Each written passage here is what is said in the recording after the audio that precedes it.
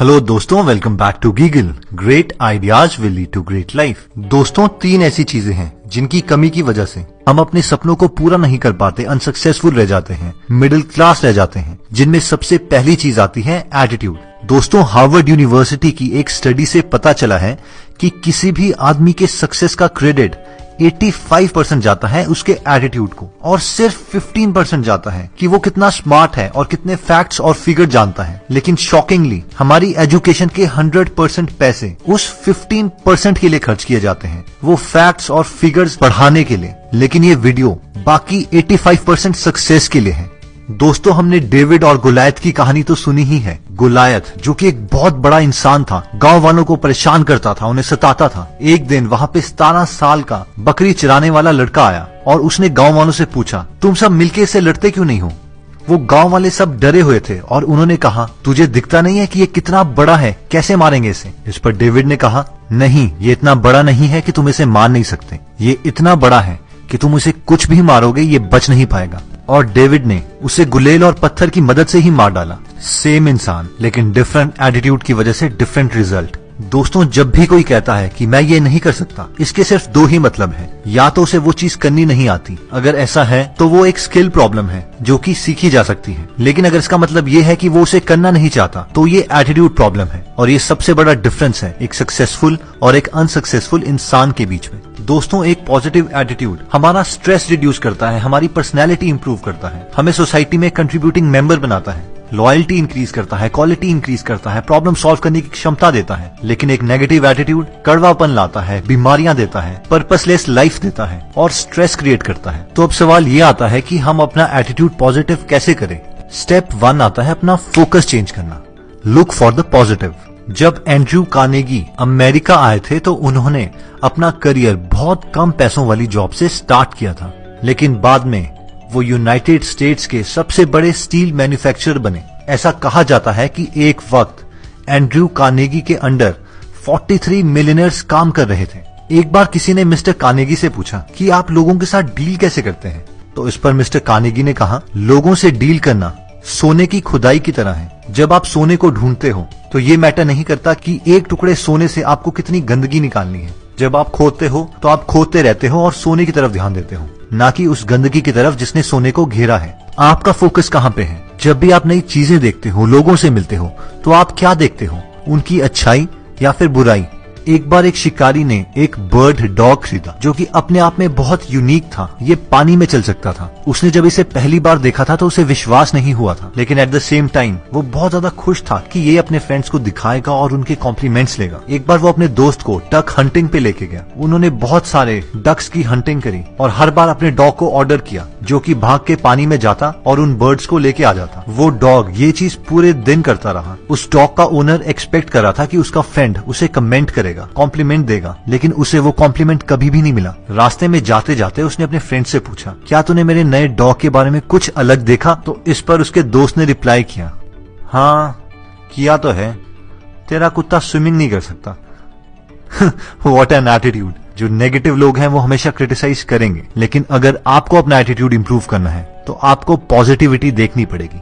Attitude को positive करने के लिए स्टेप नंबर 2 आता है, डू इट नाउ। हम लोगों ने कभी ना कभी अपनी लाइफ में चीजों को टाला होगा और बाद में बहुत दुख भी हुआ, लेकिन जितना ज्यादा हम चीजों को टालते हैं, बाद में उतना ही ज्यादा एफर्ट लगता है एक्शन मोड में आने के लिए। ये उस छोटे बच्चे की तरह है जो बोलता है, जब मैं बड़ा हो जाऊंगा ना तो मैं ये करूंगा, वो करूंगा, फिर मैं बहुत खुश रहूंगा। और जब वो बड़ा लड़का बन जाता है तो वो बोलता है, जब मेरा कॉलेज खत्म हो जाएगा ना तो मैं ये करूंगा, वो करूंगा, फिर मैं बहुत खुश हो जाऊंगा। फिर उसका कॉलेज खत्म होता है, वो बोलता है, जब मेरी पहली जॉब लगेगी तो मैं बहुत खुश हो जाऊंगा। फिर उसकी जॉब लगती है और वो बोलता है, जब मेरी शादी हो जाएगी फिर मैं बहुत खुश हो जाऊंगा। और बाद में उसकी शादी हो जाती है, बच्चे हो जाते हैं। जब मेरा बच्चा स्कूल जाने लग जाएगा फिर मैं बहुत खुश हो जाऊंगा। और धीरे धीरे वो रिटायर हो जाता है। वो 8 साल से 60 साल का हो चुका है।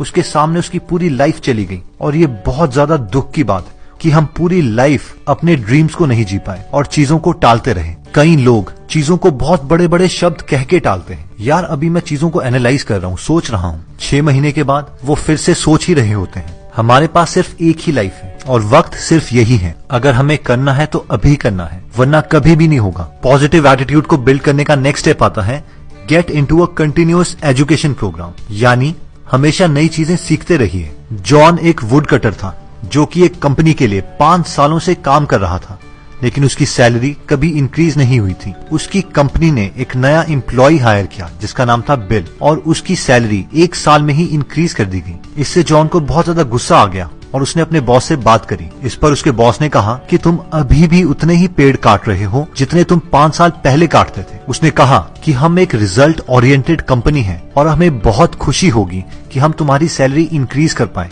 लेकिन उसके लिए तुम्हें ज्यादा पेड़ काटने पड़ेंगे। जॉन वापस गया और हर रोज ज्यादा घंटों तक काम करने लग गया, लेकिन रिजल्ट्स में ज्यादा इंप्रूवमेंट नहीं आई। वो वापस अपने बॉस के पास गया। इस पर उसका बॉस बोला, तुम बिल से जाके बात क्यों नहीं करते? क्या पता उसे कोई सीक्रेट पता हो? जब जॉन ने बिल से पूछा कि तुम इतने पेड़ कैसे काट लेते हो, इस पर बिल ने कहा, हर बार जब मैं एक पेड़ काटता हूँ तो मैं 2 मिनट की ब्रेक लेता हूँ और अपनी आरी को शार्प करता हूँ। पिछली बार तुमने कब अपनी आरी शार्प करी थी? जॉन को अपने सवाल का आंसर मिल गया कि उसे अगर इम्प्रूव होना है तो उसे कंटिन्यूअसली अपने आप को एजुकेट करना पड़ेगा, नई नई चीजें सीखनी पड़ेगी। और हमारे साथ भी ऐसा ही है। दोस्तों, नेक्स्ट पॉइंट आता है सक्सेस। लेकिन हमें सक्सेस मिलती कैसे है? सक्सेस हमें मिलती है अच्छे डिसीजंस लेने से, लेकिन हम अच्छे डिसीजन तब ही ले सकते हैं जब हमारे पास एक्सपीरियंस हो, और एक्सपीरियंस आता है बुरे डिसीजंस लेने के बाद। यानी फेलियर ही सक्सेस का एकमात्र रास्ता है। एक बार एक बायोलॉजी टीचर अपने स्टूडेंट्स को पढ़ा रहे थे कि कैसे एक कैटरपिलर बटरफ्लाई में कन्वर्ट होता है। उन्होंने बताया कि अभी कुछ घंटों में ये बटरफ्लाई स्ट्रगल करेगा और अपने कुकून से बाहर निकलने की कोशिश करेगा, मगर आप में से कोई भी इस कुकून को छेड़ना मत। और उसके बाद वो क्लासरूम से चले गए। स्टूडेंट्स काफी देर से वेट कर रहे थे और उसके बाद बटरफ्लाई स्ट्रगल करने लग गया और अपने कुकून से बाहर निकलने की कोशिश करने लगा। ये देख के एक स्टूडेंट को उस पर तरस आ गया और उसने उस कुकून को धीरे से तोड़ दिया ताकि बटरफ्लाई आराम से वहां से बाहर निकल आए। लेकिन थोड़ी देर के बाद ही वो बटरफ्लाई मर गया।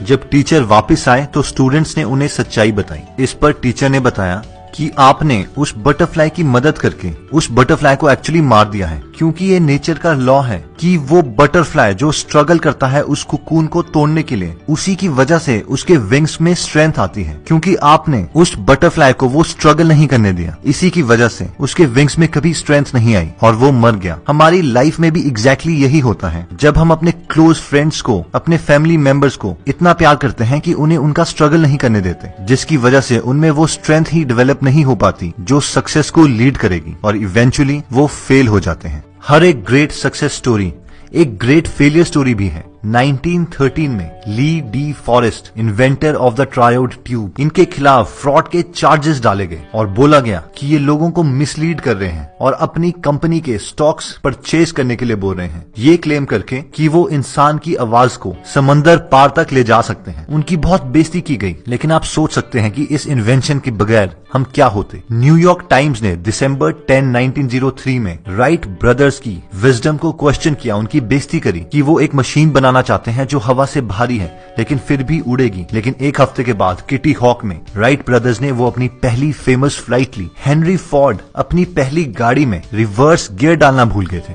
यंग बेथोवन को बोला गया था कि उनके पास म्यूजिक के लिए कोई टैलेंट नहीं है, लेकिन उन्होंने दुनिया को अपना बेस्ट म्यूजिक दिया है। लाइफ में सेटबैक्स आते ही हैं, लेकिन ये सेटबैक एक हमारे लिए ड्राइविंग फोर्स होने चाहिए जिससे हम अपने आप को इम्प्रूव करें, ना कि क्विट करके बैठ जाएं। दोस्तों, नेक्स्ट आता है सेल्फ एस्टीम। हमारी खुद के बारे में फीलिंग्स और हमारी प्रोडक्टिविटी का डायरेक्ट रिलेशन है। हाई सेल्फ एस्टीम वाले लोग खुद की रिस्पेक्ट करते हैं, औरों की रिस्पेक्ट करते हैं, प्रॉपर्टी, लॉ, पेरेंट्स की रिस्पेक्ट करते हैं और अपने देश की रिस्पेक्ट करते हैं। लेकिन इसका ऑपोजिट भी सच है। अपनी सेल्फ एस्टीम को इम्प्रूव करने के लिए 2 मोस्ट पावरफुल टेक्निक्स हैं, जिसमें पहली आती है पेशेंस। बहुत बार हम लोगों को कहते हुए सुनते हैं, यार चाहे आप पॉजिटिव बातें करो या नेगेटिव बातें करो, मेहनत करो या ना करो, कुछ फर्क नहीं पड़ता। मगर ये सच नहीं है। शायद वो डिफरेंस अभी हमें दिख ना रहा हो, लेकिन बैकग्राउंड में कुछ चल रहा होता है जिसे हम समझ नहीं पाते। चाइना में एक बैम्बू ट्री है जिसे प्लांट किया जाता है, पानी दिया जाता है, फर्टिलाइजर्स दिए जाते हैं, लेकिन 4 साल तक उसमें कोई ग्रोथ नहीं दिखाई देती। 5वें साल के करीब वो ही बैम्बू ट्री 6 हफ्ते के अंदर अंदर 90 फीट तक उग जाता है। अब सवाल ये है कि क्या वो बैम्बू ट्री 6 हफ्ते में उगा या फिर 5 साल में, जब उसमें कोई भी ग्रोथ का साइन नहीं दिखाई दे रहा था। अगर उस वक्त लोग उसे पानी देना बंद कर देते या फर्टिलाइजर देना बंद कर देते तो क्या होता? क्या वो बैम्बू ट्री उगता? ऑब्वियसली नहीं। हमें भी नेचर से सीखना चाहिए और अपने आप में पेशेंस रखना चाहिए, बिलीव करना चाहिए, फेथ रखना चाहिए। हो सकता है कि रिजल्ट्स अभी विजिबल ना हो, लेकिन बैकग्राउंड में कुछ हो रहा है। दोस्तों, सेल्फ एस्टीम को इंप्रूव करने के लिए नेक्स्ट स्टेप आता है मोटिवेशन। अगर आप महान लोगों की लाइफ हिस्ट्रीज पढ़ें, उनकी बायोग्राफीज पढ़ें, तो आपको पता चलेगा कि कभी भी उन्होंने अपनी कमियों को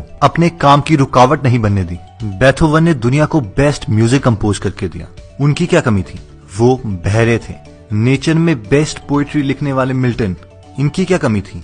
वो कभी नेचर को ही नहीं देख पाए, वो अंधे थे। दुनिया के बेस्ट लीडर्स में से एक यूएस के president mister Franklin D Roosevelt, उनकी क्या कमी थी? उन्होंने व्हील चेयर से सर्व किया। इवन कि अगर हम नेचर को भी देखें तो साइंटिस्ट्स के अकॉर्डिंग बम्बल बी की बॉडी इतनी भारी है और उसका विंग स्पैन इतना छोटा कि एरोडायनेमिकली वो कभी उड़ नहीं सकती, लेकिन ये बम्बल बी को नहीं पता और वो हवा में बेखौफ उड़ती रहती है। विल्मा रडोल्फ टेनेसी में एक गरीब घर में पैदा हुई थी। 4 साल की उम्र में उन्हें स्कारलेट फीवर के साथ निमोनिया हो गया, एक ऐसा डेडली कॉम्बिनेशन जिसने उन्हें पैरालाइज कर दिया और डॉक्टर ने उन्हें बताया कि वो पूरी जिंदगी कभी अपना पैर जमीन पे नहीं रख पाएंगी। लेकिन विल्मा की माँ ने उन्हें एनकरेज किया और उन्होंने विल्मा से कहा कि अगर तुम चाहती हो तो तुम कुछ भी कर सकती हो। इस पर विल्मा ने कहा, माँ, मैं इस दुनिया की सबसे तेज भागने वाली लड़की बनना चाहती हूँ। 9 साल की उम्र में डॉक्टर्स की एडवाइस की अंगेज जाके विल्मा ने अपना पैर धरती पे रखा और डॉक्टर्स को गलत साबित कर दिया। 13 साल की उम्र में उन्होंने अपनी पहली रेस लड़ी और लास्ट टाइम, फिर दूसरी, तीसरी, चौथी, 5वीं और तब तक रेस लड़ती रही जब तक वो फर्स्ट नहीं आ गई। 15 साल की उम्र में टेनेसी स्टेट यूनिवर्सिटी में उन्हें एक कोच मिले जिनका नाम था एड टेम्पल। विल्मा ने अपने कोच को बताया कि मैं दुनिया की सबसे तेज भागने वाली लड़की बनना चाहती हूँ। इस पर एड टेम्पल ने कहा, अगर तुम में इतनी मोटिवेशन है तो तुम्हें कोई नहीं रोक सकता और मैं भी तुम्हारी हेल्प करूंगा। ये साल था 1960 और विल्मा ने ओलंपिक्स में पार्टिसिपेट किया था। विल्मा का कंपटीशन जूटा हीन के साथ था, जिन्हें आज तक कभी नहीं हराया गया था। पहला इवेंट 100 मीटर रेस का था। विल्मा ने जूटा हीन को हरा के अपना पहला ओलंपिक्स गोल्ड मेडल हासिल किया। सेकंड इवेंट 200 मीटर रेस थी। विल्मा ने दोबारा से जूटा हीन को हरा के अपना सेकंड गोल्ड मेडल लिया। थर्ड इवेंट 400 मीटर की रिले रेस थी और उनका कंपटीशन दोबारा से जूटा हीन के साथ। रिले रेस में सबसे तेज इंसान सबसे आखिरी लैप भागता है। पहले 3 लोगों ने बैटन इजीली एक्सचेंज कर लिए। जैसे ही बैटन विल्मा को मिला, उसके हाथ से बैटन छूट गया। जब उसने देखा कि दूसरी साइड में जूटा हीन बैटन लेके भाग रही है, तो उन्होंने दोबारा से बैटन उठाया, मशीन की तरह भागी और अपना तीसरा गोल्ड मेडल 1960 के ओलंपिक्स में हासिल किया। ये हिस्ट्री बन गई कि एक पैरालिटिक वुमेन, जिसे डॉक्टर ने एडवाइस किया था कि वो कभी चल तक नहीं पाएंगी, 1960 ओलंपिक्स में दुनिया की सबसे तेज भागने वाली लड़की बन गई। दोस्तों, अगर हम रेगुलरली ऐसी बायोग्राफीज पढ़ें या ऑटोबायोग्राफीज पढ़ें तो हम हमेशा मोटिवेटेड फील करेंगे, अपने रास्ते के पत्थरों को भी अपॉर्चुनिटीज में कन्वर्ट कर पाएंगे। अगर आप किसी को भी मिले तो उन्हें ऐसा फील करवाइए कि उनमें कुछ खास बात है और ये चीज पक्का रेसिप्रोकेट होगी। ये एक तरीका भी है आपकी खुद की सेल्फ एस्टीम इंप्रूव करने का। दोस्तों, हमने ये आपको सारी बातें मिस्टर शिव खेड़ा की बुक यू कैन विन से बताई है।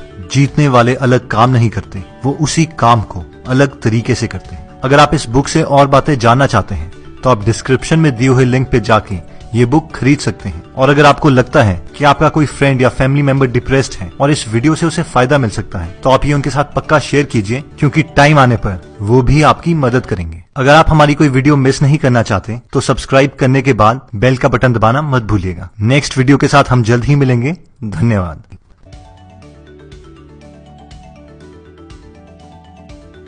अगर आप हमारी वीडियोस मिस नहीं करना चाहते तो हमारा पेज लाइक करने के बाद 3 डॉट्स के बटन को प्रेस करके फॉलो के बटन को सिलेक्ट कीजिए और फाइनली सी फर्स्ट के ऑप्शन को सिलेक्ट कर लीजिए। इससे आपको हमारी हर पोस्ट मिलती रहेगी। जय हिंद।